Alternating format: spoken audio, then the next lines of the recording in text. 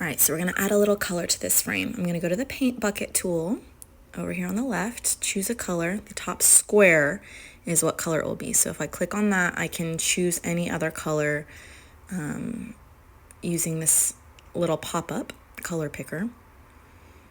If there was a photo, I could also click on that photo and it would pick a particular color. So I like this green. We're gonna just click in the frame and it will color the entire thing. Now I'm gonna go over and use this gradient tool on the left. So you can see there's a couple options here. This one is color to transparent in the middle. I'm gonna choose that one.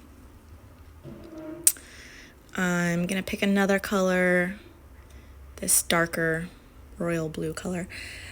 I will click and drag and it will drag my color gradient. You can see on the right my layer had a clipping mask on it because it was created under a layer with a clipping mask, but if I go right click release, you can see that color would actually cover the entire frame. I don't want it to do that, so I'm going to create clipping mask again, and now it is open in the center for my photo.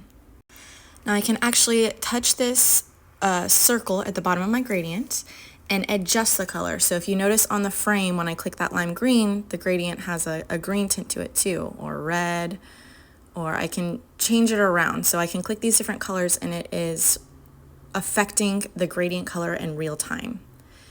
So I'm going to leave it at this purple, click OK. And again, if you release that clipping mask, you can see it's like kind of that blue to purple, but we're going to reinstate that clipping mask.